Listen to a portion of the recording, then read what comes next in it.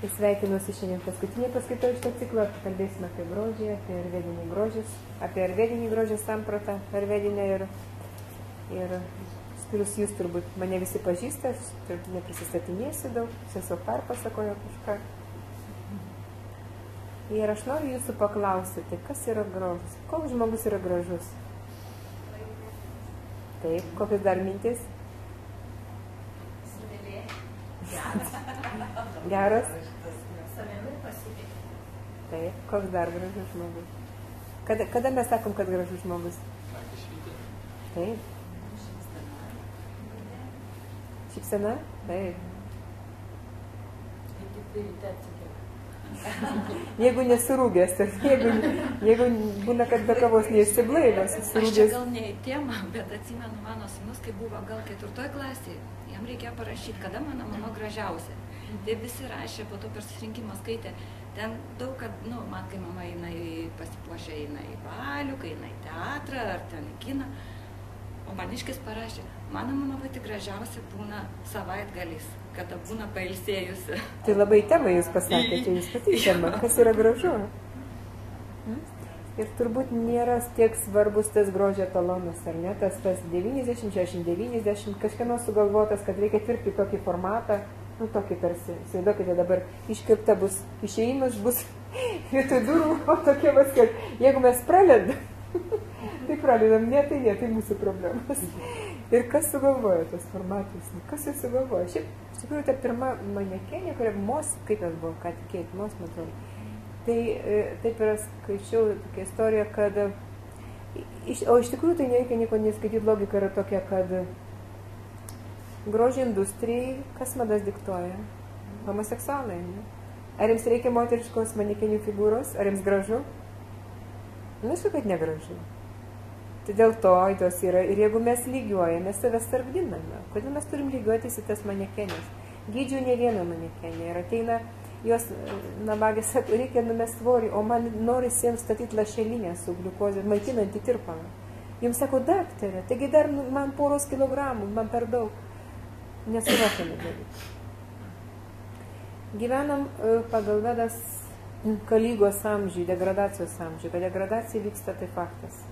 Turbūt. Bet labai mes šiandien kalbėjom, kad visuomenė labai dabar diferencijuojasi. Yra ta dalis, ir ta šviesaus jaunimo dalis, mes važinėjom per visokius festivalius vasarą, ten miškuose renkasi, visokie tie festivaliai, skaitau paskaitas, kiek ten šviesaus jaunimo, bet yra kita dalis, kur galime parduoti viską, internete galime viską, nekaltybę už kažką. Nuovą kūną demonstruoti yra tokia absoliuti norma. Ten norma būti su cigaretė, norma su taurė, kažkokia gėrimo ir taip toliau. Norma turėti ten tokius meilužius ir visą kitą, norma didžiuotis, ten svingerių vakarėliais. Tai yra norma, bet tai yra degradacijos amžius dabartinis. Mes einame į susinaikinimą tiesiog, kaip po tokia visuomenė. Ir ne tai, kad Lietuvoje, ne tai, kad Norvegija apskritai visur. Ir dėl to ta grožio samprata yra labai deformuota. Ir realybė yra tokia, kad vis tiek mus dažniausiai vertina pagal išorę. Dėl ko reikia tada jauno žmogaus, jaunų darbuotojų, ypač jaunos darbuotojas. Ir mes turime atrodyti, mes mokomi, mums tą bruka iš interneto, iš televizijos. Jauno kūno kultas, ten kažkokio kulto, kūno, kuris išpuoselėtas kūnas. Bet iš tikrųjų to visa ko mus labai atitraukia nuo to esminio dalyko. Esminis dalykas, kad aš esu siela, mes visi esam sielos. Siela, kuri nemari.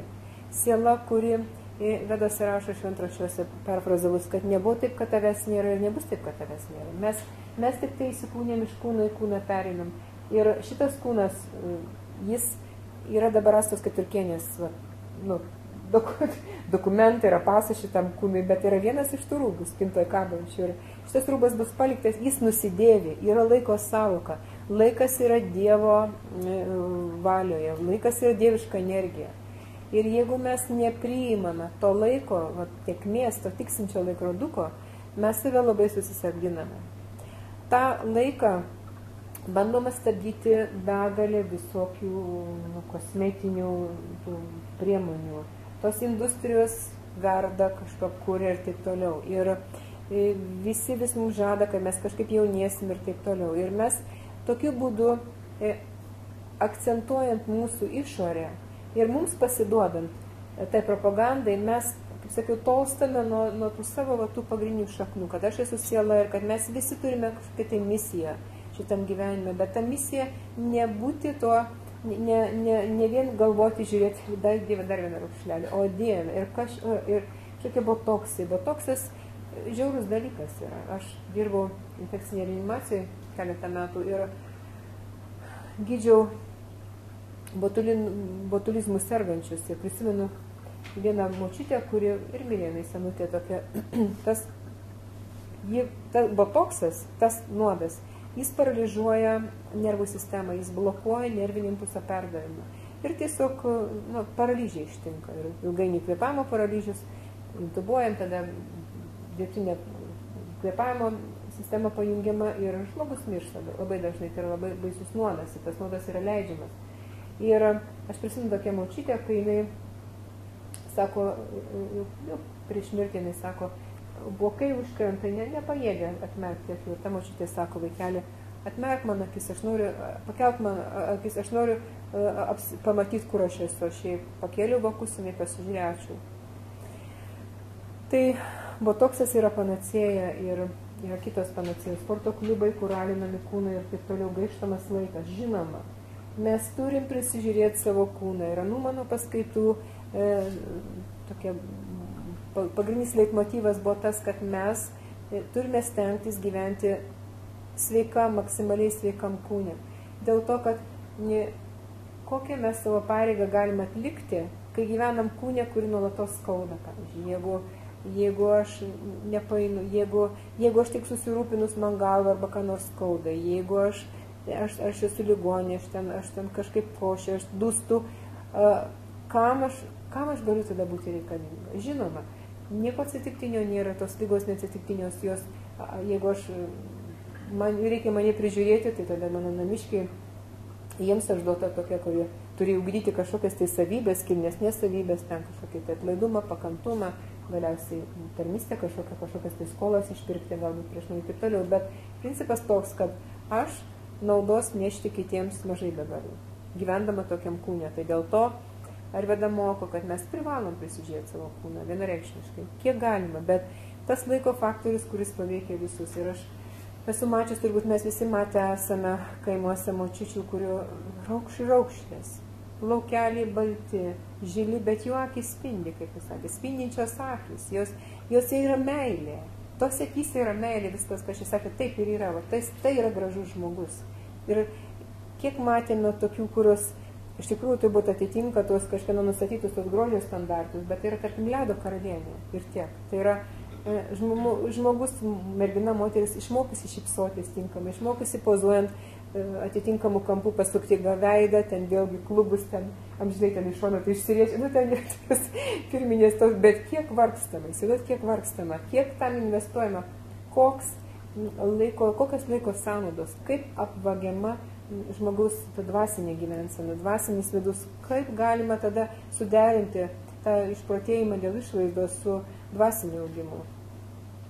Niekaip nesuderinama. Ir, žinoma, kiti gyvenimai, tai tokių žmonių labai nebūtinai turi būti žmogaus kūne. Labai nebūtinai. Ir, žinoma, gražus kūnas, gražus žmogus, jis visada yra patrauklesnis. Realybė tokia, kad lengviau gaus darbą, juk taip yra. Priims ar gražų, ar negražų. Net yra įrodyta, kad kūdikiai daug ilgiau savo žvilgsnį fiksuoja prie gražių žmonių. Ties gražiais žmonėmis. O ties negražiais jie mažai užtrunka.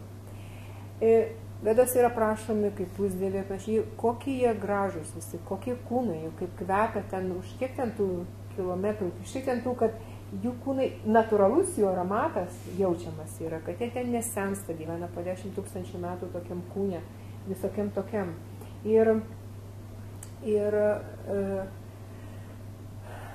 kol esam šitam žemiškam kūne, kol nesame pusdievių kūne, tai be abejo turime rūpintis ir savais kūnais. Ir visgi vyrai rengdamiesi savo Antra pusė turbūt nevalingai kreipia dėmesį, kaip moteris atrodo. Nes štai pavyzdžiui, plaukuotas kūnas. Ką tada žada? Ne? Daug plaukuotas kūnas moters. Kokią informaciją duoda vyram? Kad jie šilto. Kad jos hormoninė sistema tikėtina, galbūt jis nesuvokia, bet hormoninė sistema tikėtina prastai funkcionuoja, kaip jinai išnešios mano kūdikį. Juk taip ne. Kūno proporcijos vėlgi, kad dubuo turi būti kažkoks platokas tam, kad galėtų palikti palikonių. Kad veido oda būtų skaisti, ratilai po akimis, inkštiruotas veidas, gal parazitų kokį turi, ne?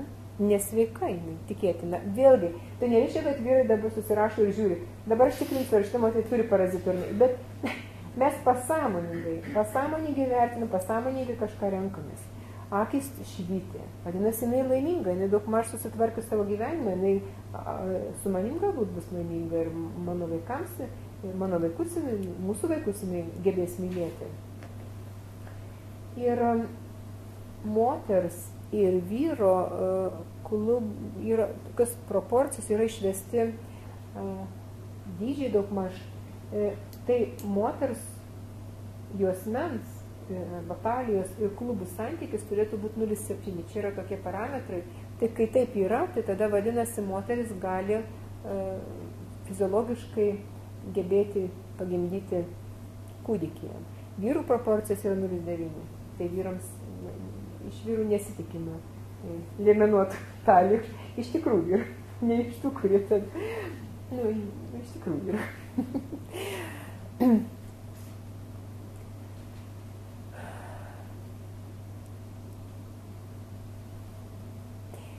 Plaukai turėtų būti nenušiurę kokie nors. Kūnas lankstus. Geras kvapas nuo žmogaus. Vadinasi, žmogus tikėtinas sveikas, renkantis antrą pusę. Manau, kad informacija pasąmoningai yra svarbi.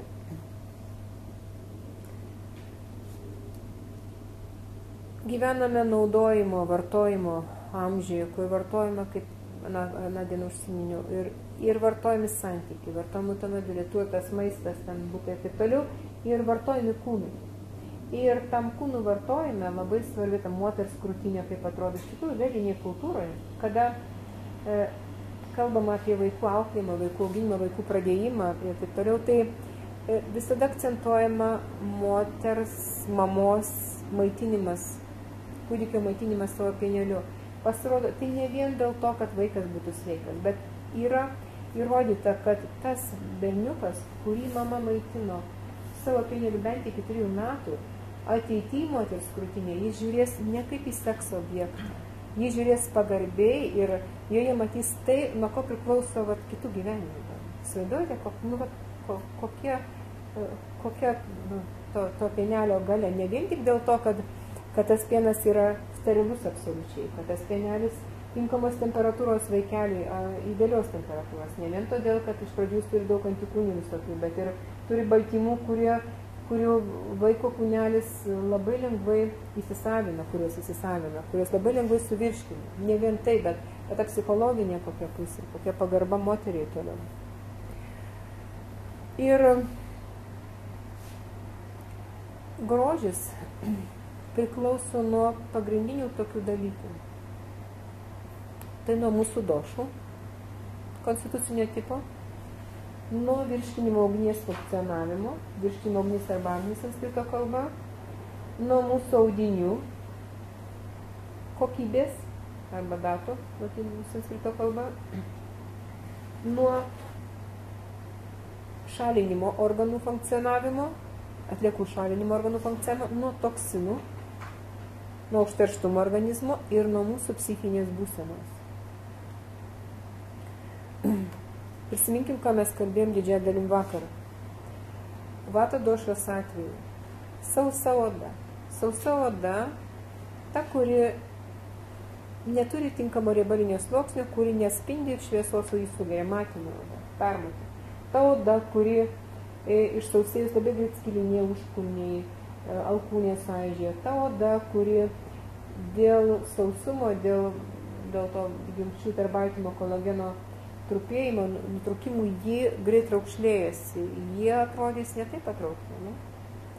Daug greičiau senstam. Elastinga oda išlieka jauna kur kas ilgiau. Indijoje tose kultūrose, kur žmonės aliejuojasi savo kūnus, diena dienon, metų metais, jie tokių problemų neturi. Jų oda elastinga, senų žmonių oda elastinga. Indijoje nepamatysime, kas buvo, turbūt, kas gal nebuvo, tai bus, nepamatysime kažkokių lakuotų plaukų, kažkokių sukščiaustų plaukų. Jų plaukai stori, gražus, bet jie yra dauguma aliejuoti. Jie yra prigūdę, bet jie yra aliejuoti, žvilgantis plaukai, tiek vyrų, tiek moterų. Jie žino, kas yra svarbiau. Ne taip, kad ten kristų kažkokios bangų, šukuosenos, bet žino, kad yra sveikata. Plius plaukų šaknų įtrinimas aliejime tiesiogiai, mažindant vata došą, gerina maisto medžiagų apykaitą ir ypač deguonies įsisavinimą smegenyse, šalinant toksinus, ir labai gerina atmintį, ramina psichiką vienareikšmiškai, to kad matom vata došą mažina. Įtrinti nakščiai plaukus bent kartą 2-3 savaitėje, bent vieną kartą prieš plovimą nakščiai palikti, arba bent jau pusvalandį prieš plovimą palikti įtrintą aliejų ir labai pravartu bet kam. Nes vata došai yra būdinga tie skilinėjantys sausi plaukai, kurie irgi nepuoši. Jie ploni tie plaukai. Jų lyg ir daug yra, bet jie ploni. Ir šitų žmonių išgedėdantis, blogas sakantis, kreivi dantis irgi nepuoši. Nepuošia šypsenos. Tokie žmonės, kurie užsikompleksuoja ir vengia šypsotis, iš karto tampa nepatraukliais. Ir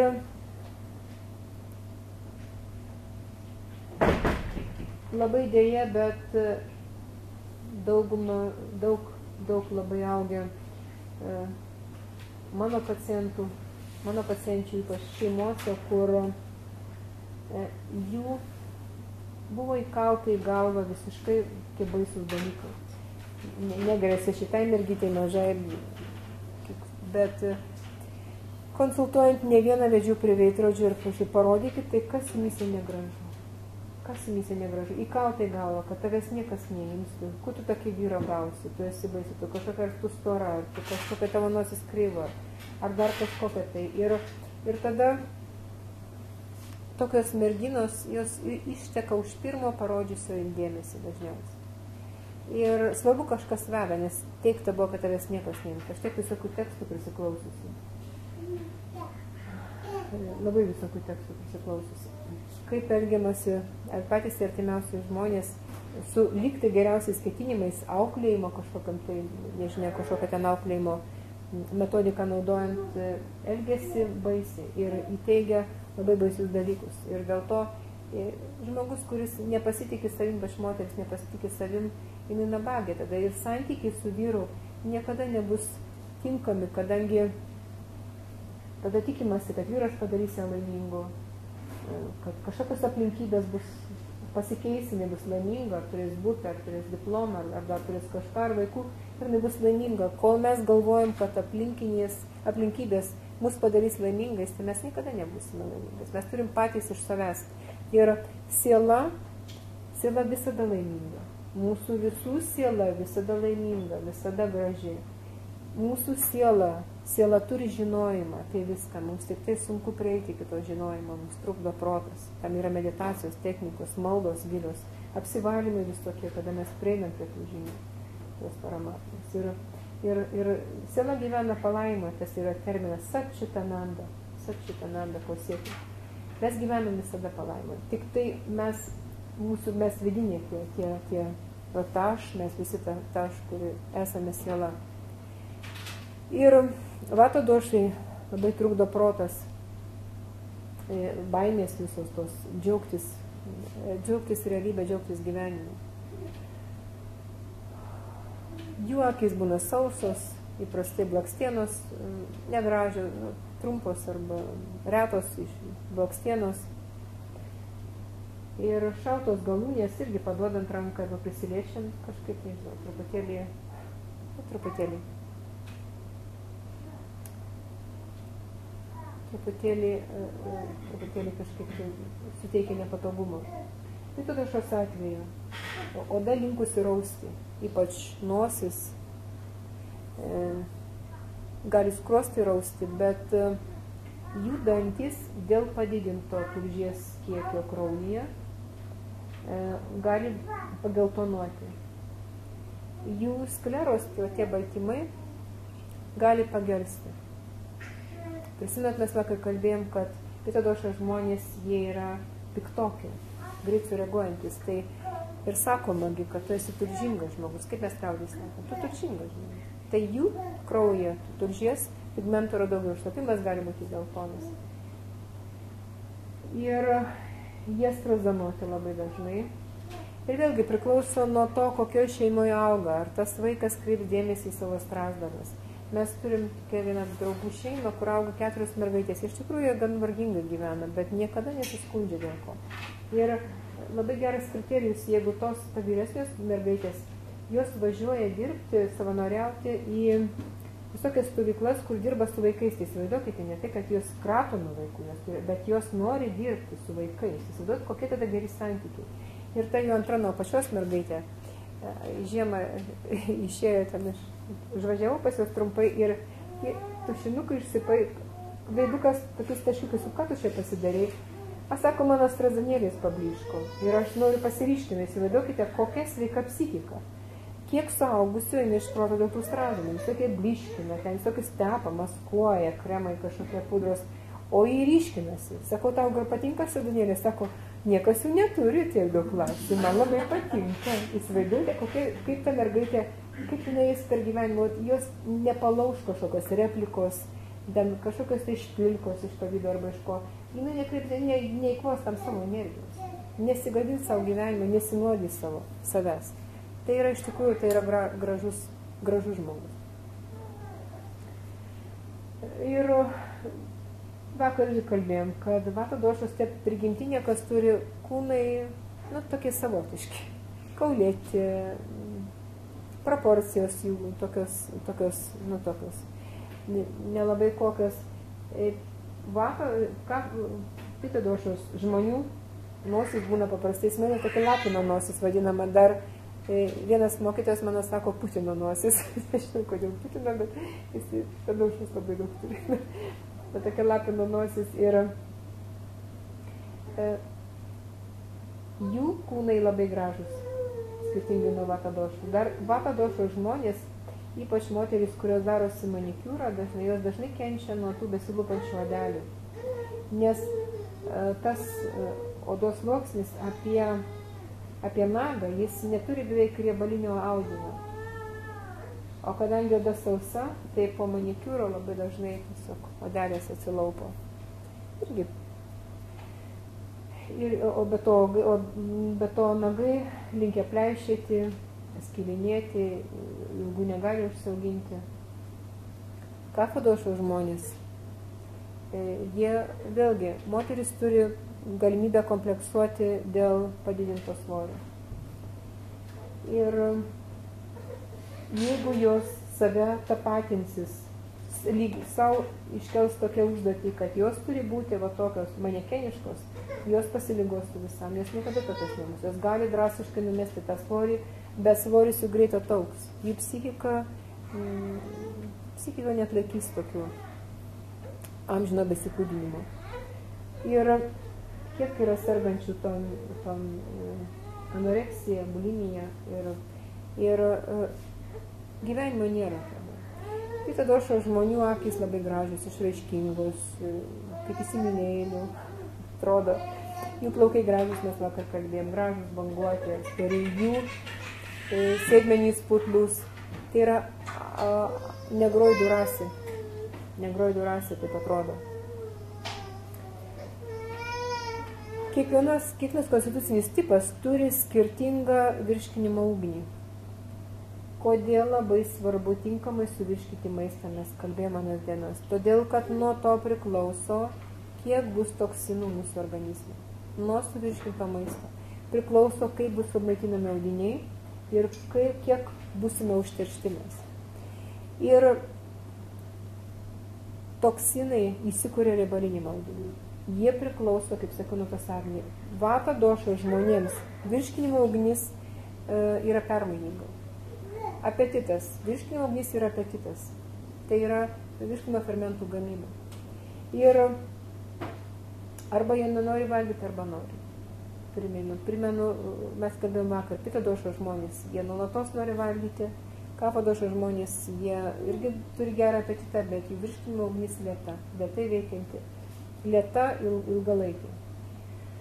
Ir yra 7 audiniai, kurie formuoja mūsų kūną.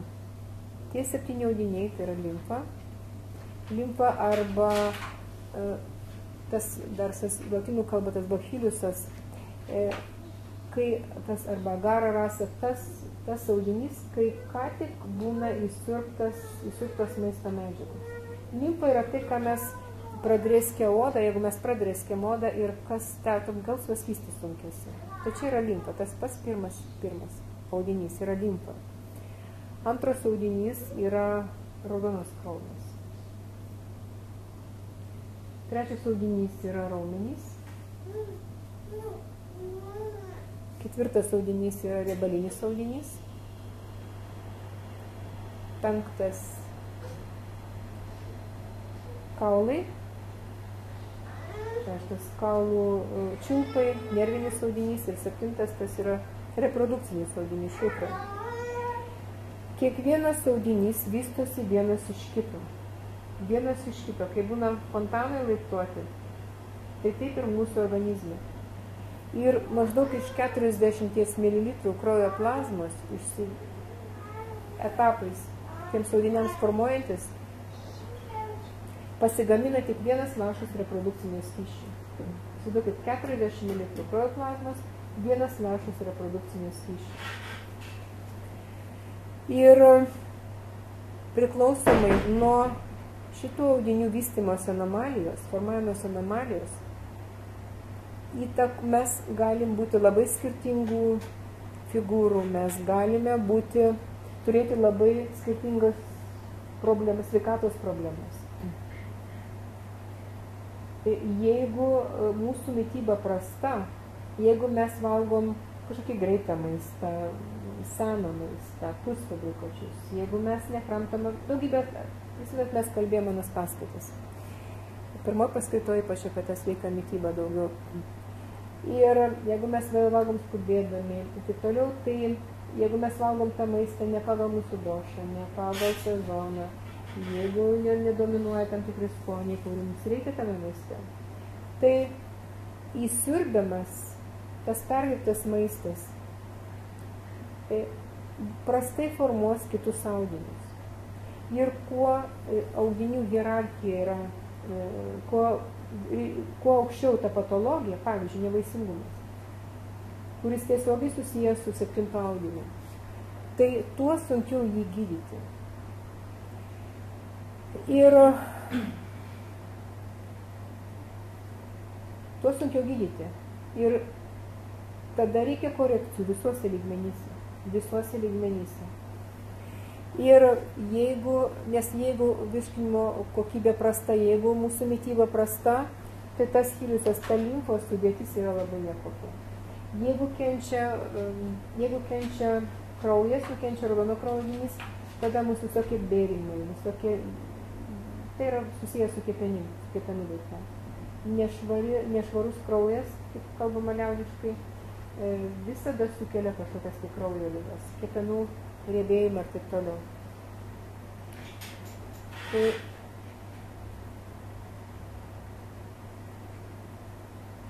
yra kažkoks tai toks sekso kultas, kada didžiuojamasi ten kažkokiais tais nuotykiais, bet nuo reprodukcinio audinio kokybės priklauso ta mūsų ožės, ta mūsų gyvybinė energija ir toliau imunitetas. Tai aš turėjau tokį ligonį, aš nesupratau dar, tiek kiek aš dabar suprantu, tada dar mažai supratau, aš tik buvau pradėjęs mokytis Arvedos, jis atėjo kreipėsi, vienam privačiam centre dirbau, ir jis kreipėsi, jis man pasakojo, kad jis neturi visiškai jėgų niekam, kad jis dabar niekam nereikalingas, skiriasi, jis man taip kažkaip labai su pasidžiavimu, kai klausiu, kodėl, kas pavojus, labai su pasidžiavimu pasakojo apie savo nuotykius, ten kažkada, kaip jis turėjo ten žmoną ir visada meilužėjo ten, apie jo tos gebėjimus, tos rytį ten ir ten. Ir dabar jis niekam nereikalingas, dabar potencijos nėra ir visa kita. Ir tai yra todėl, kad nesiskaitoma su gamtos dėsniais. Ta šukra, tas 7 audinys, reprodukcinis audinys, jis nesigamina. Ir tada žmogus praranda visą tą patrauklumą. Praranda patrauklumą kaip ne tik kaip vyras arba kaip moteris, kaip asmenybė. Ir tik tai reprodukciniam skystį, vyrų reprodukciniam skystį randamos tos medžiagos, kurios yra smegenų skystymai, smegenyse pačios. Tai lipidai, vieninteliai, jie šalinami kartu su tuo reprodukciniu skysčiu. Ir pasiruošimas šeimai pagal Ayurvedą yra labai svarbus.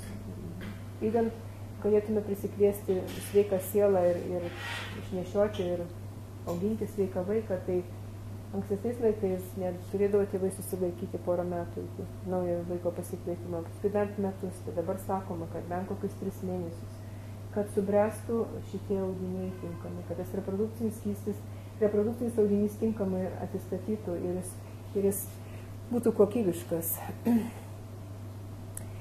Toliau turime 3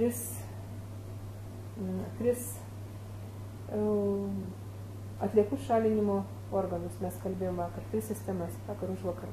Tai yra inkstų sistema, inkstų šlapimo skyrimo sistema, tai yra žarnynas ir tai yra oda. Jeigu šitie organai nefunkcionuoja, turime problemų visada su savo išvaizda, su savo grožiu, nekalbu apie sveikatą. Nefunkcionuoja jie dažnai ir dėl to tinkamai, kad mokyklose mes nedrįstame nueiti į tualetą. Prisimenat, kai būdo klasiai? Ar galėjom labai daug kas iš mūsų? Dabar jaunimas kitaip jau elgiasi. Kiek iš mūsų mes galėjom pakelt ranką ir išeiti į tualetą? Kokių replikų būtume susilaukę? Labai nekokių turbūt. Ir ilgainiui tas fiziologinis poreikis savalaikiai nueiti į tualetą, jis blokuojamas. Ir tada viduriškėtėjimai provokuojami ir taip toliau. Atliekos nešalinamas. Ypač turintiems pitadošos labai pavojinga. Daug pitadošos labai pavojinga laiku nenueiti į tualetą, dėl to, kad jų išlapime daug karščio, daug ugnies ir sukelia bet kokius uždegimus. Bet pirmiausia, lytinių organų išlapimo išskyrimo problemas. Jeigu lėtinis cistitas, žmogui pirmiausia reikia kalbinti ir klausti, ar kaip ten anksčiau buvo, ar drįsimo nueiti į tualetą, ar ne. Atrodo, ko čia dėtas toks dalykas, bet yra rašoma Ayurvedoje 13 norų, kurių negalim užlaikyti. Yra 13 norų, kurių mes negalim užlaikyti. Ir prisimenu dabar, jeigu įdomu, čiaudėti, kosėti, valgyti, gerti, miegoti, į tualetą 2 reikalai, 2 negalim užlaikyti, žagsėjimo, mylėtis, jeigu iš tikrųjų labai norisi, čiaudėti, sakiau, kosėti, irgi. Dar kažkokį tai neprisimenu. Žiaukti, nesakiau tikrai. Tai yra norai. Dėl to, kad jeigu mes užlaikom čiaudulį, neišsivalo sinusai tinkamai. Mes galim susirgti sinusitu. Žiaulys atsiranda tada, mes jaučiam žiaulį, jeigu mes negaunam deguonies tinkamai, mes nekvėpuojame giliai. Kosulys irgi, mes šalinam kažką tai, kažkokius tai svetimkūnius, nesvarbu, kas tai yra gleives arba kas nors. Ir mirksėti, taip pat, negalime, jeigu mes norim dažnai mirksėti, reikia mirksėti, mes kažką turime išplauti iš akių, verkti tiesa, verkti jokių būdų nereikia užlaikyti, ypač moterims, rambėjus jų širdis ir turime verkti mes moteris. Jeigu mes norime to, tai neturime to užlaikyti. Kaip sakot? Riaugėti jo irgi. Negalima reikia išlaikyti. Negalim uždėti jo, raugėti jo, padėti teisingai jo. Nu tai ir būsime pririnkę turbūt. O juoktis? Juoktis irgi, bet žiūrint, kada ir kaip, jeigu kažkam užgaulus tas juokas bus, tai, na, tiesiog.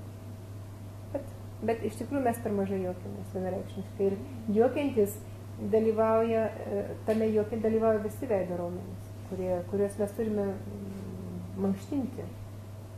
Ir plačiai žiovojant dalyvauja veido raumenys. Tai toksinai gaminasi mūsų organizme, jeigu mes netinkamai maitinamės, jeigu mes valgome netinkamą maistą, tarkim, su daugia visokių. Ir toksinai mūsų užteršia, toksinai sukelia bet kokias ligas. Inkštirai visokie, pūlingi, visokie, na, daugiakameriniai visokie furunkulai, karbunkulai. Tai yra būdas kaip valytis. Blogas kvapas iš burnos vienareikšmiškai yra toksinų taršos toksinais požymis. Taip pat blogas prakaito kvapas. Užteršti kūnai, jeigu jie labai užteršti, jie dažnai neprakaituoja. Ir pirtyse tą galima pastebėti. Yra kas sako man, kad aš visiškai neprakaituoju. Tai jeigu žmogus sėdi pirty ir neprakaituoja, jam yra tai labai kenksminga. Tokiais atvejais rekomenduojama pamirkyti paklodę į druskos tirpalą ir susisukti tą paklodę, nes druska skatina prakaitam. Reikia, kad poros atsivertų, dėl to, kad toksinai skiriasi į kraują ir nešalina per prakaitą. Intoksikacija tai dar didesnė tokia atveju.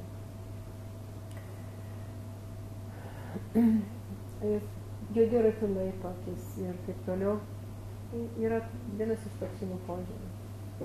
Visokios lėtinės slogos, sinusitai yra toksinų lėtinis, toksinų kaupimosi požymis.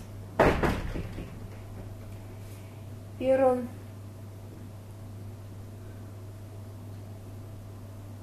labai svarbus ta mūsų psichinė būsena, grožį. Moteris turi gyventi moteris gyvenimą, vyras turi gyventi vyrišką gyvenimą. Ir tada, kada mes atliekame savo funkciją, kada esame savo vaidmenį, tada mes tada jaučiamės laimingi. Dabar dėja moterų emancipacija, kuri ugdo visiškai nemoteriškus bruožus. Nereikia painioti, turbūt jūs ir nepainiojate, tokių dalykų kaip nusižeminimas ir nuolankumas. Ir vyrų su moteriškėjimas, moterų su vyriškėjimas nepriveda prie ilgalaikės santuokos. Kuo toliau, tuo šita problema ryškėja, nes išsiskyrusi moteris negali išauklėti tinkamai, ypač berniuko. Ir tas berniukas tada auklėjimas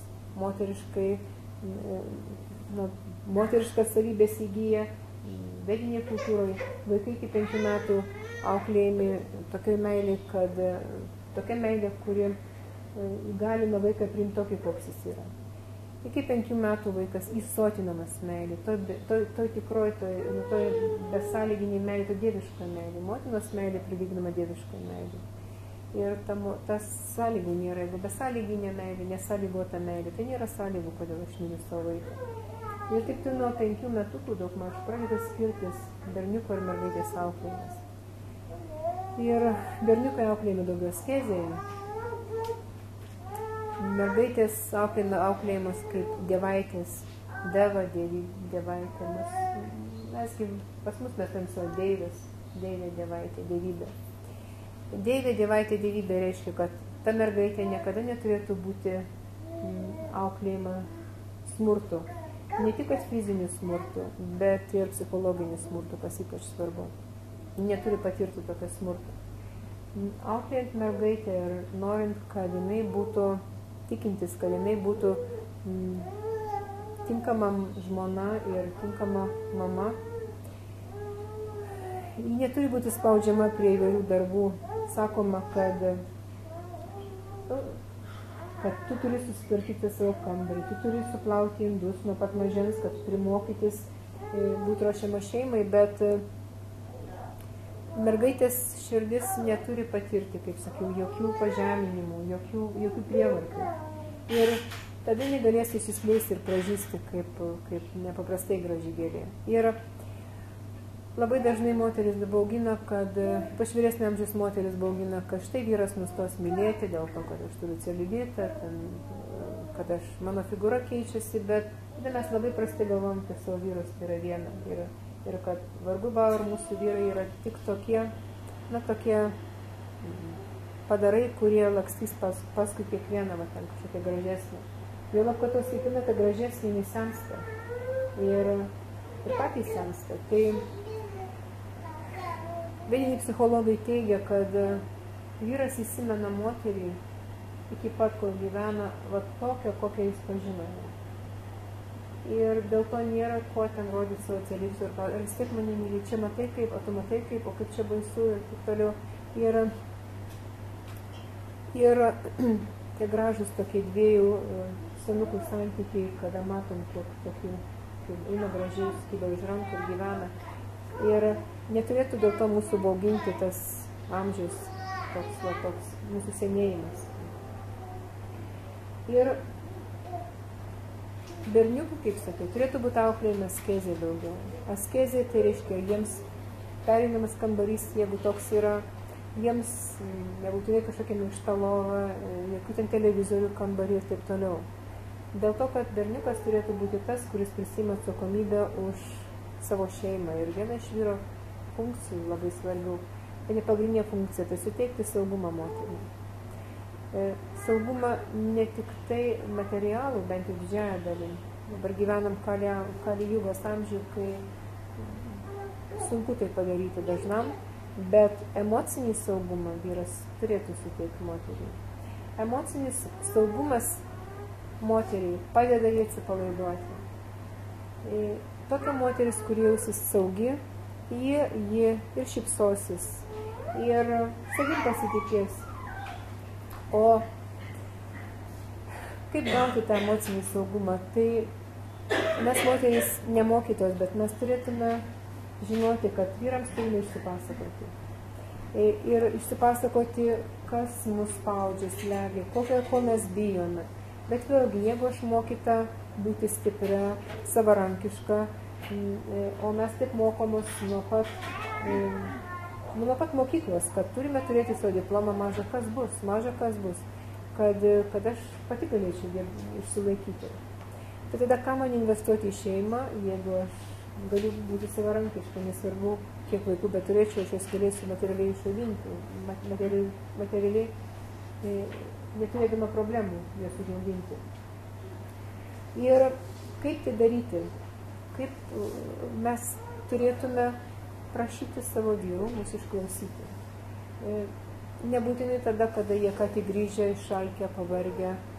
Yra sakoma, kad tiek viršininko, tiek vyro niekada nieko alkano neprašyk ir gilius pokalbis, kažkokius rimtus pokalbis nesileisti. Bet tiesiog kreipti tada, kad tu dabar gali mane išklausyti. Jeigu ne, tai kada? Ir kokiu klausimu norėčiau kalbėti. Taip, saugumo dėlį reiktų vyrus informuoti, kadangi jie bijo moterų emocijų. Nes nelabai žino, ką su jomis daryti, nes mes esame skirtingi, tiek vyrai, tiek moterys. Ir tie skirtumai yra tokie dideli, jų nežinant, mes negalim sukurti darnios šeimos arba sukūrę išlikti tose santykiuose. Ir niekas mūsų to nemoko. Vedinė kultūra yra 64 menų rūšys, kurias turi įvaldyti mergina, ruošdamasi būti žmona, mama. Ir 64 menų rūšys, kurias turėtų įvaldyti berniukas besiruošiantis tapti vyru, tėčiu. Kas mokėmės iš mūsų bent dalies to, kas mokėmės, niekas tai nesimokė. Ir jeigu mergaitė ir berniukas auga, mokosi vienoje mokykloje, mokosi vienodų disciplinų, tai vargu bau ar ta mergaitė bus paruošta, kaip išaugs mergaitiška, moteriška. Nereikia mergaitė tai daug matematikų, visą kitą, mergaitė reikia daug ko kito. Bet aš baigiau medicinos studijas ir aš apskritai psichologijos ir nevedinės, aš buvau nemokyta visiškai. O tų disciplinų, tų menų rūšių reiktų mokytis dėl to, kad mes gebėtume kurti tą tą jaukumą namuose. Per vestuves daug kur dar visą namų židinys, ten kažką įteikia, ten būna kažkoks tai ten toks, nes moterys yra to namų židinio sergėtojos. Tai turėtume būti. Bet, o kodėl taip turėtume būti to židinio sergėtojos? Dėl to, kad vaikai nenorėtų išeiti į lauką kažkur, nežinia kur, ne tik į lauką pažaisti, bet nežinia kur ten su kokiais draugais susidėti, jiems turėtų būti ramus smagu namuose, kad jiems nereiktų lysti tą virtualų pasaulį su tais visais ten atsisėdę, nesvarbu komobiliuko ar kažkokio tai ten, kad vyrai norėtų grįžti namo po darbo, kad būtų jauku šilta namuose. Ir tos menų rūšys, na pavyzdžiui, sukurti kažkokį spektakliuką, parašyti kažkokią pjesę, pasiūti lėlytės, kažkokius tai rūbelius, dekoruoti ten kažką ten, kad ir nupiešti kažkaip kažkokias tai ten, nežinau, kažkokią ten saulę ar ką nors tokio besileidžiančią, ten kažkokį figūrėlių pridėti ir kūrėm spektakliuką, kažkokias tai eilės mokėti parašyti, bent kažkada. Visko mes negalime įvadyti 64 menų rūšių, bet dalies bent jau.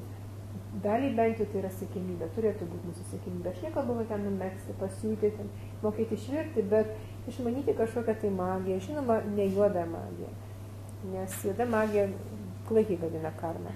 Bet, na, pavyzdžiui, kažkokie burtai ar kūčios, ir kažkaip, kad būtų kažkokia intriga, kad būtų smagu, kad fantazija vaikų vystytųsi namuose tada. Ir tai va, o vyrai turėtų jau kitas savybės ugdyti savyje. Ir tada tokia dermė nuostabi yra. O kad mes skiriamės, tai vienareikšmiškai mes skiriamės ir negalime, jeigu mes tikimės, kad kitas žmogus elgsis kaip aš elgiuosi, tai mes klystam negalėjai. Tada visada nusiviliam, visada konfliktai. Ir jeigu aš galvoju, kad mane jis turi suprasti, nieko man nesakant jam apie kaip aš jaučiuosi, tai visiškai nesąmonė, jis niekada nesupras, nes yra įrodyta, mes pravedam moteriškumo seminarus, vyriškumo seminarus praveda ir kai su moterimis mes dirbame, mes kalbam tik tai apie tai, kas liečia moteris, kaip mes turėtume keistis, apie moteris teisės, pareigas ir taip toliau. Ir visada kalbam apie tos skirtumus tarp vyro ir moterų, kurie yra fiziologiški. Mes moteris gebam vienu metu daryti daugybę darbų. Mūsų pusrutuliai dirba vienu metu beveik. Jungčių yra įrodyta, fiziologinių jungčių tarp kairio pusrutulio ir dešinio yra labai daug. Dešinys pusrutulis, kairė mūsų pusė yra moteriška, dešinys pusrutulis moteriškas, tai yra emocijos. Dešinė kūno dalis ir kairys pusrutulis yra vyriškas, yra logika. Ir jungčių tarp šių pusrutulių fiziologinių yra daug. Vadinasi, mes vienu metu galim ir jausti emocijas, ir galvoti. Tarp vyrų pusrutulių jungčių nėra. Jie vienu metu būna, beveik nėra. Jų vienu būna arba jie emocingi, arba jie racionalūs. Ir dėl to, jeigu mes kalbame, kai kalbam savo problemą, tai jeigu vyras būna ramus ir mes širstame dėl to. Mūsų problemas, kad mes nežinom skirtumų. Vyrai tada galvoja, jie ieško sprendimo būdo, būdami ramiais. O jeigu aš, tarkim, lakstau susiemus galvą arba verkiu, raudu, ir jeigu vyras mano taip pat lakstys susiemas verkiu, iš tikrųjų nežinau, kaip sumokėsim pinigus, o Dieve, ir aš nežinau, rankas gražu, ir jis gražu rankas. Man atrodo, kad jis tada mane atjaučia, jis mane supranta, logiška, taip, bet jis tuo metu negeba fiziologiškai, negeba ieškoti sprendimo būdų. Jis negali to daryti. Mes turime žinoti. Ir jis tada visiškai nebejausmis ne koks nors, kai jis klauso susikaupęs arba atrodo, kad jis ten jam vienodai rodo, ne vienodai rodo. Mylinčiam žmogui tai ne vienodai rodo, bet jis yra tokie skirtumai, elementarūs skirtumai. Yra piešim ir vienas iš Ruslanų rašėjų, šitas, kuris mums labai įkvėpė tarpusavio santykiams kitokiems ir labai daug žinių davė. Mums jis labiausiai patinka, kitiems tikrai yra daug kitų gerų lektorių, mokytojų. Tai rodė tokias nuotraukas, kur lėktuve, žinot, panelės, lėktuvo panelės, kur visokių tų rankenėlių, visokių mygtukų, tai yra moteris, mes esam labai sudėtingos vyrai, du įjungt, on-off, įjungt, išjungt, viskas taip, pas juos yra viskas kitaip. Ir mes negalime tikėtis. Ir dėl to tai įneša šeimose nesantarbę, iki skyrybų gali prieiti. Ir dėl to kalbėtis yra būtina. Taigi paprašau, kaip kalbėti. Ir kalbėti galiausiai yra, tai yra sunku. Ir man būna po šiandienai sunku kalbėti pirmą asmenį. Kada kalbėti be priekaištų, o tiesiog aš noriu, aš jaučiuosi tada blogai kaip tu. Aš taip galvoju, gal čia ne man, gal čia taip nėra, bet aš noriu tau pasakyti, kad aš taip jaučiuosi. Ir jeigu yra kalbama su priekaištais, tai jokio racionalaus pokalbio būti negali. Jeigu aš priekaištauju, sakau, kad, pavyzdžiui, o tu visada, ar tu niekada, ar kiek kartų galėjau tai sakyti, o ką aš nedirbu, ar tik man turi rūpėti, kodėl pats nesupranti, visą laiką tai prives prie konflikto. Mano tokia intonacija ir mano pretenzijos išsakomas. Ir jeigu vyras nenori girdėti mūsų, mes turėtume kažkaip prisibelsti prie jo. Dėl to, kad vienas iš moters neištikimybės požymių yra moters emocinis sandarumas. Tai yra labai pavojinga neišsikalbėti savo vyrui. Labai pavojinga. Dėl to, kad gali atsirasti kitas vyras, kuris išklausys. Bendradarbis ar kaimynas, draugės vyras, koks nors. Ir jeigu jam išsipasakosi, praeis laikas, jis manęs perklaus, o kaip ten tai buvo, va kaip taip. Ir man tas vyras, jis kitoks nebus. Jis bus kitoks dėl to, kad aš jam rūpiu. Matai, kaip aš jam rūpiu. O mano vyro aš nerūpiu. Tu matai, jis neklausys, nesidomi, aš ten mano šukuosilas parėjau iš kirpyklos, jis 2 savaitės praėjo, jis nemato, kad nusipirkus plaukus ar pasidalius, tu matai, kaip aš atėjau darbą, mane pagyrė, kaip tu pasikeitęs, tu matai, kaip, Tai yra labai pavojinga.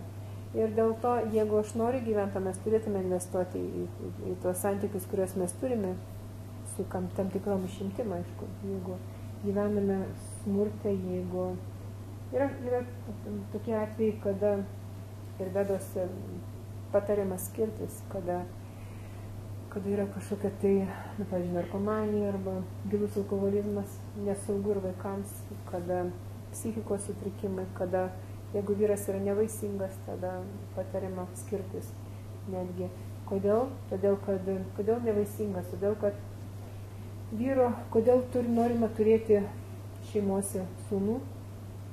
Todėl, kad jeigu vyras išeina iš gyvenimo, kad sūnus prisimtų atsakomybę už senatvę, už mane, už moterį. Ir netgi vyras turi galimybės išmelsti už mano išėjusią sielą, jeigu aš gyvenau netinkamai, kaip nors, jeigu mano sielos kelias kur nors neaukštino, tai tada sūnus turi galimybę išgelbėti mane ir po mirties. Tai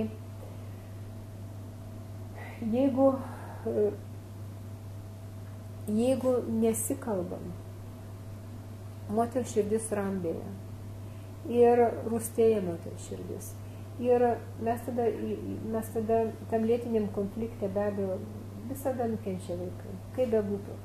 Ir berniuko akis yra mamos širdį, mergaitės akis yra tėčio širdį. Tai jeigu aš negerbiu savo vyro, savo vaiko tėvo, tai berniukas, kurio akis mano širdį, ir to širdį, kurio nėra pagarbos jo tėčiui, kodėl jis tada turi mėgdžioti tėčio vyriškas savybės? Kodėl jis turės kopijuoti, už kurias mama negerbė jo? Lygiai taip pat, jeigu mergaitės akis yra tėčio širdį, jeigu tėtis negerbė mamos, žmonos, tai tada kodėl mergaitė turėtų rinkti moteriškas savybės, už kurias jos tėtis mamos negerbė? Ir tada išauga moteriški vaikinai, vyrai ir vyriškos moteris.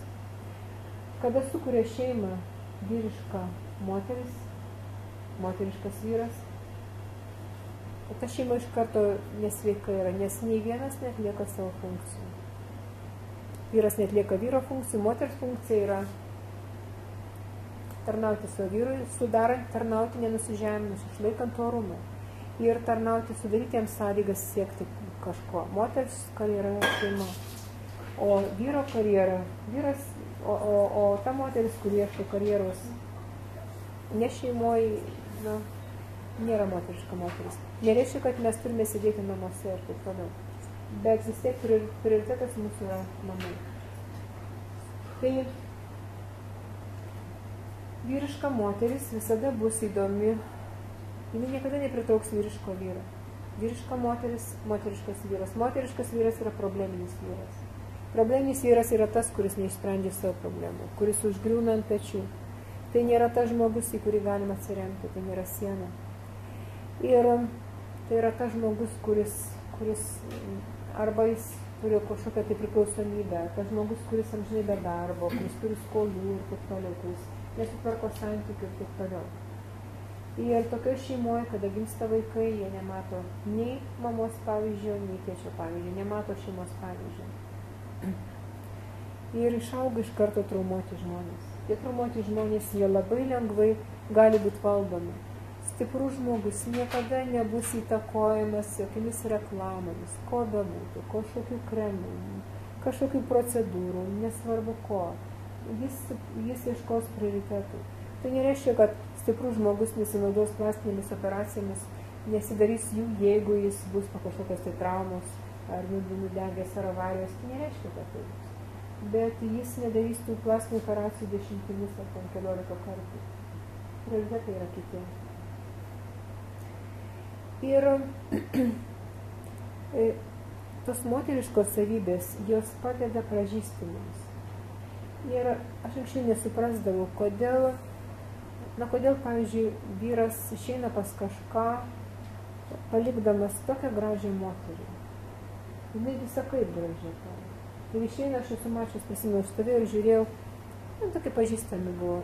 Dar buvo, labai dar žalėjo misterija mano buvo, ir ta moteris, nei figūros kokios, kažkaip man atrodė, maža tokia, nežinau. Bet jie jame matė vyrą, jį vertino, jį gyrė. Aš dažnai klausiu ir kada mes konsultuojam, kartais pakrypsta pokalbį apie tą psichologinę pusę santykių, apie apskritai, apie tą moterišką pusę, tai arvetiniai konsultacijos yra labai svarbu klausti, kokiuose santykiuose gyveni, labai svarbu yra. Ir kartais būna vien psichologinės konsultacijos, nuo kurių priklauso sveikatos, fizinės sveikatos būsenos. Tai visada klausime apie to, kokius santykius, kaip gyveno šeima, kokie tėvų namai buvo ir kaip jinai dabar gyvena, kokie santykiai su vyru ir kokie santykiai yra su vaikais. Nes įprastai mergaitės, kurios auga tose šeimose, kur jos yra negerbiamas, kurios yra išnaudojamos, jos neturi savo savivertės. Jas labai lengva jomis manipuliuoti ir varom kaltę. Kaltę varant dėl bet ko. Tu netokia, tu nuvylei, tu netokia tavo figūra, tu nesi pažyba mokykloje, tu neturi kažkokio tai diplomo, ir tada vėliau, tu per mažai skambini, tai rasi mane numirusią. Tai va ten kitų vaikai tokie. Lyginimas, vaikų lyginimas yra labai žymus dalykas. Ir jis varo visokius kompleksus, jis varo nevisavertiškumo jausmą ir tada palinkusio karklo visos ožkos lieka. Ir tada visur blogai, santykiai darbe ir visa kita. Ir žinoma, tai moteris niekada nebus graži, nors jinai gali turėti bruožus pačius gražiausius. Ir kada vaikas iki 5 metų auginamas meilė, kaip aš pirmai sakiau, ką tėvai bedarytų vėliau, jis tiki, kad mane tėvai baudžia dėl to, kad myli.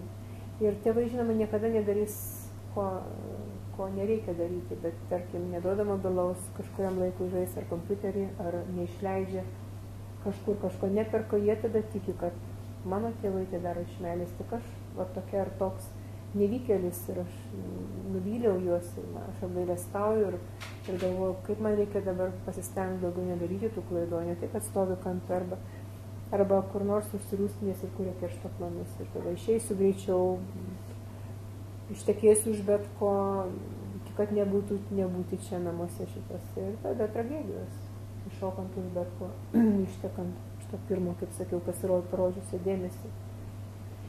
Arba ir ne pirmo. Ir protas yra tas faktorius, kuris visada labai dažnai mus parduoda, išduoda. Dėl to mes turime ugdyti intelektą. Tas intelektas yra dvasinės žinios. Tai yra tai, kas nekinta, tai, kas yra parašyta ne naujai kur nors, bet kas yra, turi išliekamą vertę. Bet kokios konfesijos šventraščiuose yra surašytos tos tiesos, kuriomis mes turėtume vadovauti savo gyvenime. Ir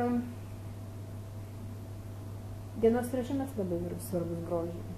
Neišsimiegoję, užtinę, nelabai taip atrodome. Ne? Jeigu mes veide įsirašo priklausomybės visos, ypač alkoholis, yra bruožai specifiniai, labai dažnai veiduose matomi. Mes rūkanti moteris, viena, kad labai nemoheriška rūkyti, bet balsas keičiasi ir gali būti labai gražiai, aš esu mačius tokį, kai prabyla, kažkaip labai nemalonu darosi. Balsas storas, grubus, gergžiantis. Ir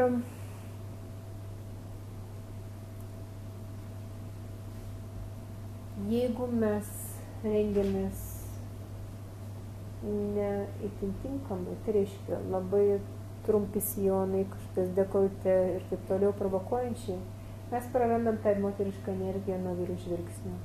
Yra sakoma, kad nurenginėję akimis, mes žinom tokius išsireiškimus. Ir prarandam tą savo moterišką energiją.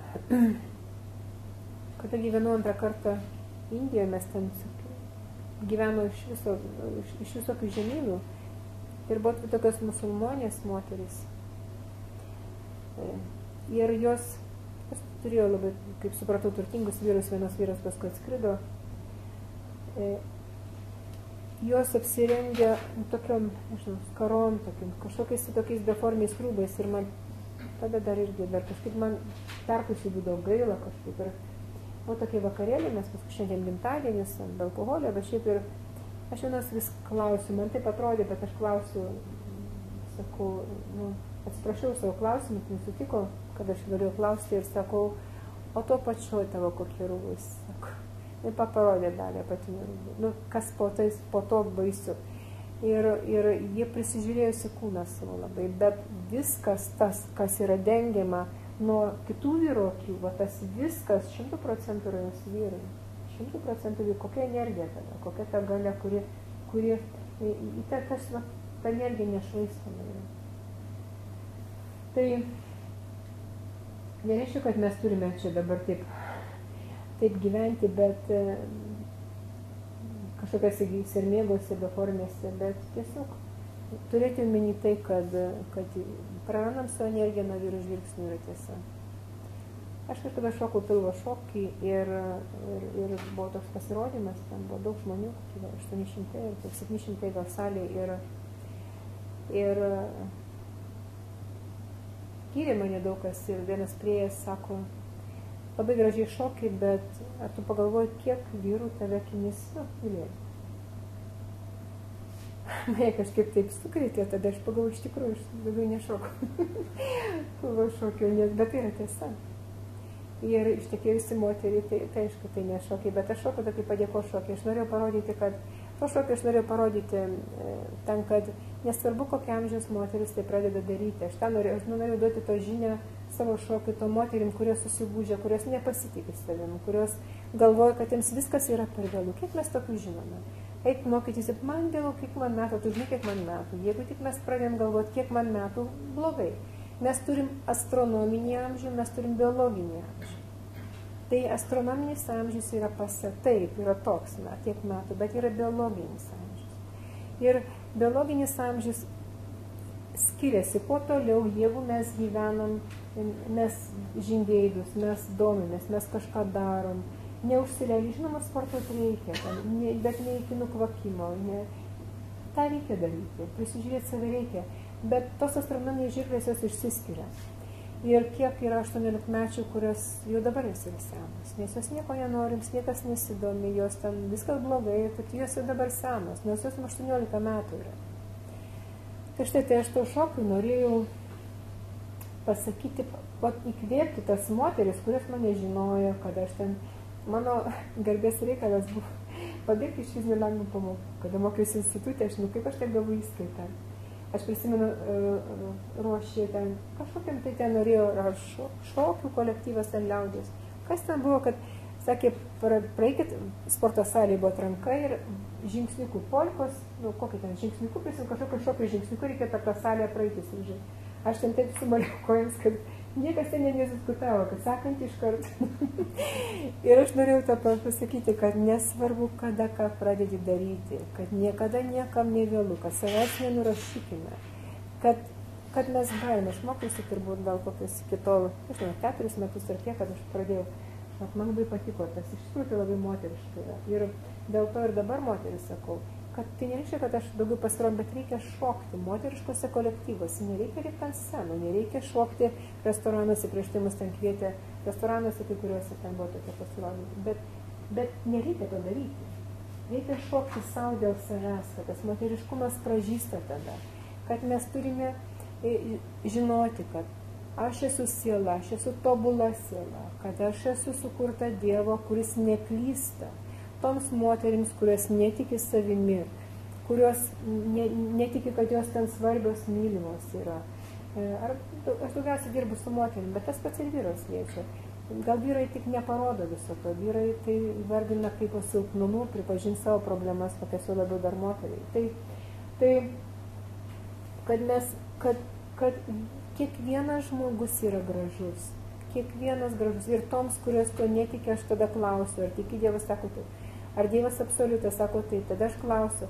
Tada absoliutas kaip padarė tokią klaidą, va, tave sukurdamas. Kaip, tada jis ne absoliutas yra. Jeigu tu tokia niekam tikusi, tu negražiai, kaip sako, niekas čia man negražu, viskas čia blogai. Tai kaip koks absoliutas ten? Tai jis ne absoliutas, jeigu jis daro broką. Ne absoliutas jis tada. Broko ne kiekviename žmoguje yra kažkas labai gražaus. Galbūt grubus bruožai, būna iš tikrųjų tokių žmonių, kur, bet yra blakstienos gražios, gal lausiai, gal nagai, gal kojos, aš žinau, kas gražaus yra. Nosis, gal kažkas yra gražaus. Kažkas žvilgsnis, kažkas yra kiekviename gražaus. Tai nesame, nei vienas nesame brokas. Ir nesame nesusipratimai šitame pasaulyje. Ir yra tam tikri amžiaus tarpsniai pagal Vedas, kada mes ko turime siekti ir kad yra pirmas amžiaus tarpsnis iki 25 metų, kada mes turim siekti mokslų visokių, mokytis. Antras yra šeimos kūrimo ir buvimas šeimoje, trečias yra atsiskyrimo nuo šeimos, bandymo atsiskirti, kada vaikų užauginti ir taip toliau, kada mes jau kažkaip nutolsime nuo tos buities, nuo visako. Ir paskutinis tas amžiaus tarpsnis, kurį mes turėtume skirti maldos praktikoms, visokiams dvasiniams dalykams, ruošiantis išėjimui, palikti šitą savo kūną, dėl to, kad labai priklauso nuo to, mūsų kitas gyvenimas labai priklauso nuo to, kokioj būsenoje mes paliksime šitą kūną.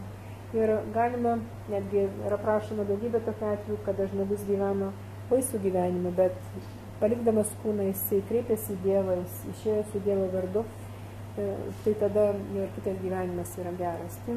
Bet jeigu mes tik tai akcentuojam savo tą materialų gyvenimą, tai tada tas dvasingumas labai ryškiai nukenčia. O tas materialus gyvenimas yra tas mūsų kūnas, išorinis mūsų kūnas, tas išorinis, ta mūsų įpakavimas, ta mūsų blizgesys. Esu daug mačiusi kūnų netokių gražių, operacinėse, bet lavoninėse, ir mūsų kūną puošia tik oda. Be odos kūnas labai netoks, labai nekitoks. Mūsų pilvuose, kada aš asistuodavau, man labai patiko operacinėse, kad turėjau laisvų laiko, pradėjau šitą operacinės ten palaikyti kablius, ten pilvuose labai nekaip. Labai nekaip. Ir žarnų turiniai labai nekokie visi yra. Tai mes esam labai visokie ir, kaip sakau, aš tą vis noriu išryškinti, kad kad tas mūsų grožis yra mūsų poelgiuose, mūsų noruose, mūsų ketinimuose. Ir galiausiai, kaip sakiau, mes visi turim kažkokią tai užduotį gyvenime. Ir nežinia, kokią turim, bet vis tiek kažkokie būti naudingi kitiems žmonėms. Bet negalim būti naudingi vėlgi, jeigu mes akcentuojam savo energiją, jėgas ir pinigus, investuojam. Tos jaunos misijas, tų mažyčių, tų mergyčių dažytos lūpos, tie bandymai eiti su kažkokiais tai pakūnėm, kada jos ruošiamos to manekenėm, man yra labai baisu. Man yra labai baisu. Labai baisu. Bet yra dabar ta kali juga, tai dėl to šitos paskaitos tikslas buvo kažkaip pakviesti mus daugiau pagalvoti apie grožį, pagalvoti, kas įtakoja ir kas apskritai yra grožis ir kad mes teisingai žiūrėdami, ką valgome, kad mes laikydamosis dienos režimo, užmiegam apie 22, keliamės iki 6 ryto, kad mes nevartodami kažkokių tai tokių visų tų kvaišalų, tokių kaip, arba labai minimalizuodami, kaip alkoholis, narkotikai, kažkokie tai nikotinas, nes rūkanti moteris, jos veidas irgi labai specifinis. Ir dėl to, kad logiška, negaunu deguonies tiek, kiek reikia. Įsotinimas deguonimi, audinys sotinimas deguonimi labai suprastėja. Tai ir veido spalva keičiasi, raukštėjasi daug greičiau. Nerūkanti moteris kitaip atrodo visiškai. Tai mano toks tikslas buvo, kad mes galime būti gražios, jaustis, nesvarbu nuo to, kaip mes atrodo, kokie mūsų kilogramai. Jeigu mes gerai jaučiamės turėdamas tiek kilogramų, žinoma, dideli antsvoriai, jie žaloja savo sveikatą. Jeigu kiekviena riebalinė ląstelė maitinama krauju ir tų kapiliarų tinklas išaugo kilometrais, papildomas, reiškia, kokios apkrovos širdžiai yra. Galingos apkrovos, kad širdis susitrauktų ir kad pamaitintų kiekviena ta riebalinė ląstelė, tai neturi labai daug dirbti. Ir kita vertus, riebaluose kaupiasi toksinai. Jie naudos nepriduoda. Sunku eiti, sąnariai, stuburas nepaskaičiuoti kaip armatūra tokiems kilogramams, be abejo. Endokrininė sistema silpsta, išsigimsta, jau lab, kad įprastai tunkama dėl to, kad valgoma labai daug tais hormonais užaugintų visokių mėsų ir visą kitą tų modifikuotų produktų ir taip toliau. Tingimą, miegama pavalgius, kas yra ypatingai blogai. Miegot pavalgius iškart toksinai. Dėl to pavalgius reikia galimi keli variantai. Pagulėti ant kairės šono keliolika minučių, bet jeigu jaučiam, kad užmigsim šiukštu negulėti, keltis ir eiti, arba 100 žingsnių žengti, arba apskritai pavaikščioti, neskaičiuojant kiek žingsnių. Bet miegoti jokių būdų negalime, nes tingulys po valgio byloja, kad mes valgėm ne taip. Gaminsis tada toksinai. Taigi, kad mes turime užsiimti kažkokiamis dvasinėmis praktikomis, kad ramintume protą ir ieškotume džiaugsmo ir laimės ne savo kūnuose laikinuose ir senstančiuose, o kad mes užsiimtume kažkokį judesių, kad mes kažkokį pasirinktume greitą vaikščiojimą, kažką tokio. Ir pagal savo konstitucinį tipą, pagal savo amžių. Madinga joga, bet Indijoje ne viena klinika, kurie atitaisinėja neteisiningos jogos padarinius. Jie specializuojasi tame. Daug savo mokslų mokytojų. Tai mokytojai, jeigu nepaklausė, kokios sveikatos problemos, koks spaudimas arba panašiai, tai mokytojai yra savotiški, mano galva, pačiukai. Ir kad mes žinome, mes turim prisijoti savo kūną, mes turim dušintis. Mes turime aliejuotis, ypač nuo 40 metų amžiaus, vakar sakiau, dominuot pradeda vata doša. Aliejus impregnuoja odą. Ayurvedinio masažo metu jis įsiskverbia iki 4-7 cm, tas yra įrodyta į odą. 4-7 cm. Odoje milijonai porų. Per kiekvieną tą porą aliejus įsiurbiamas ir krauju išnešamas ir pamaitinami tie vidiniai organai, tie, kurie sausėja, sąnariai, visi kremda ir toliau. Raiščiai, savo gyslės, jie yra pamaitinami. Aliejus turi labai stiprią detoksikacinę savybės, detoksikuoja. Aliejus suriša toksinus. Dėl ko mes kalbėjome vakar, kad reikia aliejuotis prieš dušą. Kūnas per naktį skiria toksinus. Oda vienas iš valymosi organų. Toksinai ir aliejus turi panašią charakteristiką. Toksinai yra riebus, lipnus, sunkus. Aliejus taip pat riebus, lipnus, sunkus. Ir tepaluotų rankų, kas taisė, čia gal nėra, mano vyras tik automobilį, kada taisė, žino, kad tepaluotų rankų vandenį nenuplausė, aš kažkada pas mamą dažiau langus aliniais dažais, tada buvau sudėjus guminę pirštinę, neplyšo, aš patingėjau pasikeisti ir delnas liko baltais dažais aliniais.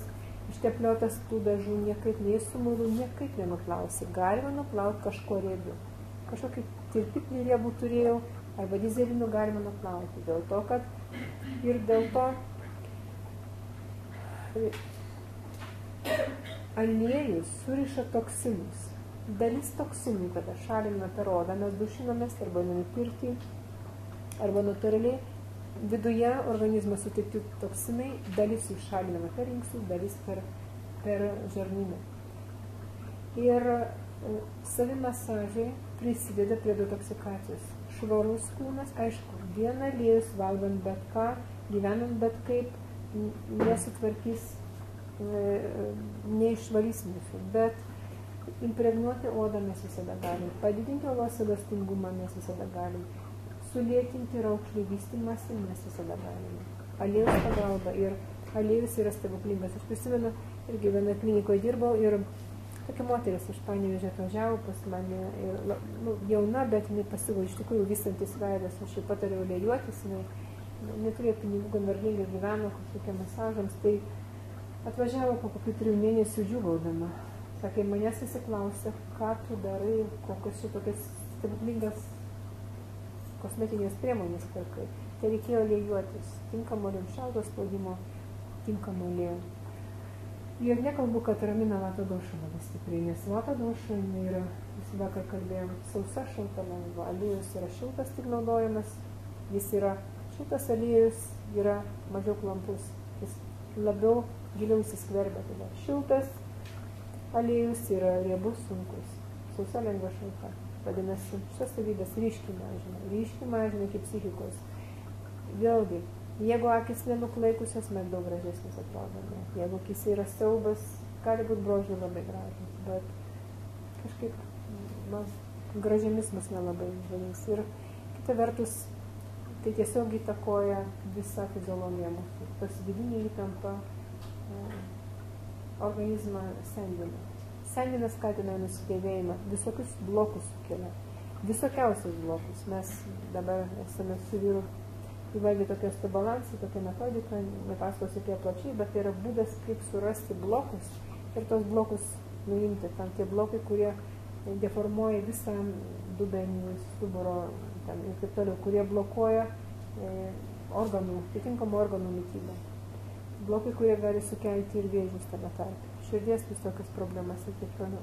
Daugybė dalykų. Tai tie blokai yra to psichoemocinės kilmės, tai blokai yra neišgyventos emocijos, mes nemokyti išgyventi emocijų. Mes nemokyti elementariai. Didžioji dalis mūsų.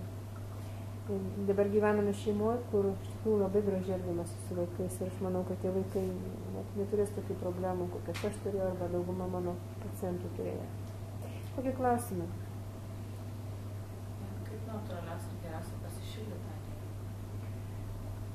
Arba į buteliuką įdėti karštą vandens vonelę, kol šilta, galime pradėti laikyti, kol šildymo sezonas. Mes turime, naudojam masažams tokį raudono vario indą, jis dvigubų dugnu ir tada niekada neužverda, po jo žvakelė uždegta. Svarbu, kad tas aliejus niekada neužvirtų, nes dvigubas dugnas yra. Tai turi išliks šaltas dugno aliejus, tai tiek savybės. O šiaip tai paprastai. Atpilti mažą buteliuką, karštą vandens vonelę, palydinam, labai greitai sušildom ir juo tada teptis. Šalto aliejum negalime teptis. Ir yra klaidingi mitai ir man kelios kosmetologijos, mano pažįstamos, aš jas laikiau gan šviesomis tokiamis asmenybėmis ir man viena ir kita visai nepažindama viena kitos pradėjo aiškinti, kad aliejum teptis negalima, kad natūralūs kremai nieko neįsisaviname, visišką nesąmonį, kad turi būti įvestas cheminis ingredientas, kuris perneša tas veiklės medžiagas. Nu, absurdas yra. Aš klausiu irgi su tuo, nes Dievas absoliutas, tai kaip jisai nepagalvojo, kad štai kol nebuvo cheminės pramonės, aišku, moteris, atrodė baisiai. Tai kaip, tai reikėjo kažkam sukurti tą cheminį ingredientą, kas štai dabar ir kremliui paveikis. O jis aiškiai užkemša foras. Nu, nesąmonė. Tai yra proto toksinų, proto tarša, kuri yra naudinga kažkam, tiems, kurie gamina kremus. O iš tikrųjų mums viskas palikti.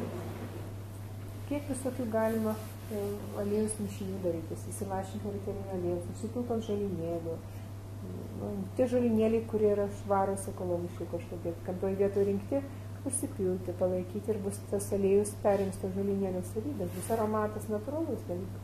Mums viskas duota yra, mūsų grožį. Viskas duota yra. Aš dar vieną klausimą turiu. Iš irgi naudojamų mišinukų, sakykime, girdėjau tokį mišinį, kaip kad kokos aliejus pašiltintas su soda, nugarinta soda.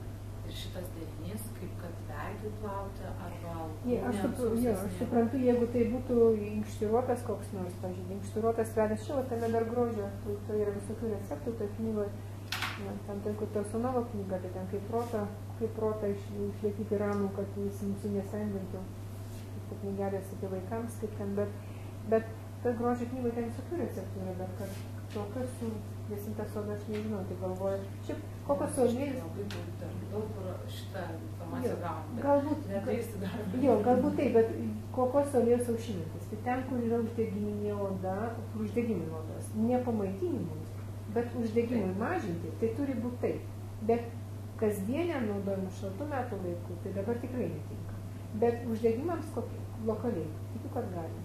O plaukams? Jeigu plaukai, tai tada aš žmogus, jeigu plaukai slenka, jeigu jie riebalinasi, tada taip. Bet jeigu yra sausi skilinėje, tada reikia senamo aliejų arba labai gerai atminti gerina, pavyzdžiui, migdolų aliejus labai gerai gerina.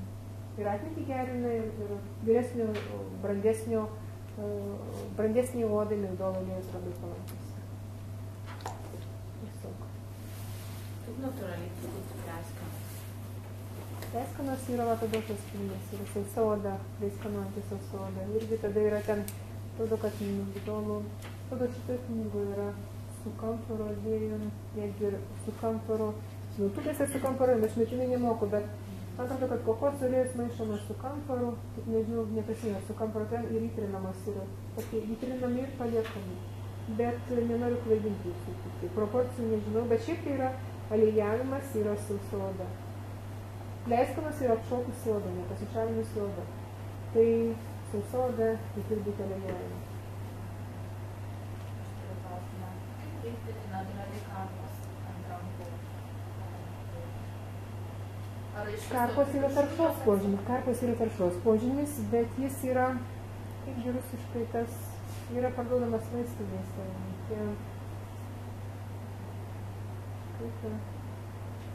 Yra tikrai, Lietuvoje yra parduodamas vaistinės, yra tokie karpams gydyti. Rusiškas tas pavadinimas. Rusiškas kažkokios žolės yra pavadinimas.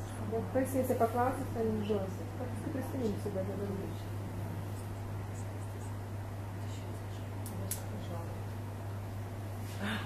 Nu jau, žiaugas. Kokį dar klausimą? Papilomas galima perrišti, jos tada negauna mitybos ir jos nukrenta, jeigu ten papilomas yra. Bet papilomas irgi yra organizmo taršos požymis šitai. Švari oda yra sveika oda. Jeigu oda prastos spalvos, jeigu visokių ten spalvų kažkokių tokių, jeigu daug apgamų, tai tada yra vatadošos požymis odai. Bet vis tiek yra hormoninis reikalas susidarytis. Bet švari oda neturi turėti jokių tam tokių dalykų. Nuospaudos irgi čia sausos žodžiais požymis. Nuospaudos, tai žinoma, ir netokie valiniai, mums reikia įkišti į mažesnio dydžio, mums negalim, kokie mano pėda ilga atrodys, kaip arba reikia ant kulniukų kažkokių tai ir paskui įsivaryti visus tos haliksus, turėti tos, ten įstikčioti, bet turi atrodyti. Tai Užkulnytė visi suaižėjo, suskilinėjo, sakėlė savo laiką, su vaštu ir visi, su kuo. Tai ačiū visiems, kad taip ištvermingai 3 dienas, kurie atėjot, kurie vieną dieną atėjot. Labai ačiū jums ir gal kažkur matysimės kažkada. Ačiū labai. Ačiū.